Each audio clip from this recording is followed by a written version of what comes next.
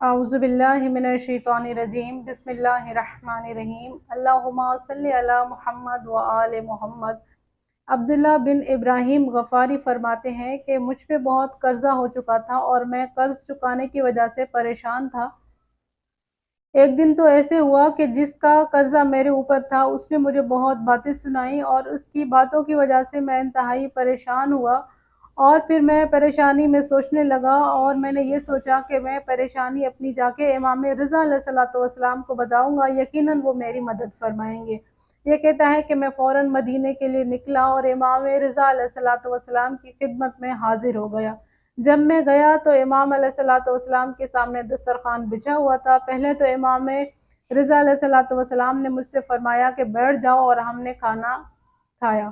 یہ کہتا ہے کہ جب ہم کھانا کھانے سے فارغ ہو گئے تو امام رضا علیہ الصلوۃ والسلام نے مجھ سے پوچھا کہ اب بتاؤ کیا مسئلہ ہے؟ تو یہ شخص کہتا ہے کہ میں نے امام رضا علیہ الصلوۃ والسلام کو اپنی پوری داستان بتائی کہ مولا میرے اوپر بہت زیادہ قرضہ چڑھ چکا ہے اور میرے پاس اتنے پیسے نہیں ہیں کہ میں اپنا قرض ادا کر سکوں، لہٰذا میں آپ کی خدمت میں آیا ہوں تاکہ آپ میری مدد فرمائیں۔ تو امام رضا علیہ الصلوۃ والسلام نے فرمایا کہ جس فرش پہ تم بیٹھے ہو اس کو اٹھاؤ، اس کے نیچے کچھ رقم ملے گی، وہ لے کر جاؤ اور اپنا قرضہ ادا کرو۔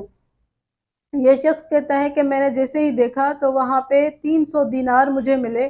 ان 300 دیناروں میں ایک دینار ایسا تھا جس پہ کچھ لکھا ہوا تھا۔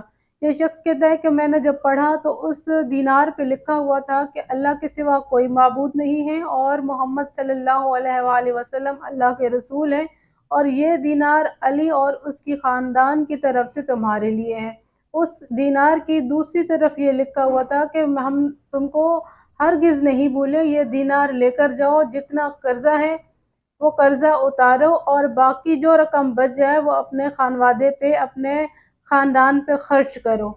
بالکل امام رضا علیہ الصلوۃ والسلام غریبوں کی مدد فرماتے ہیں اور اپنے چاہنے والوں کو کبھی انہوں نے اکیلا نہیں چھوڑا، اور وہی فرماتے ہیں کہ جو غربت میں میری قبر کی زیارت کرنے آئے گا تو قبر کے ٹائم اور حشر کے ٹائم میں اس کی شفاعت کرنے کے لیے پہنچ جاؤں گا۔ خداوند متعال سے دعا ہے کہ ہمیں امام رضا علیہ الصلوۃ والسلام کی زیارت نصیب فرمائے۔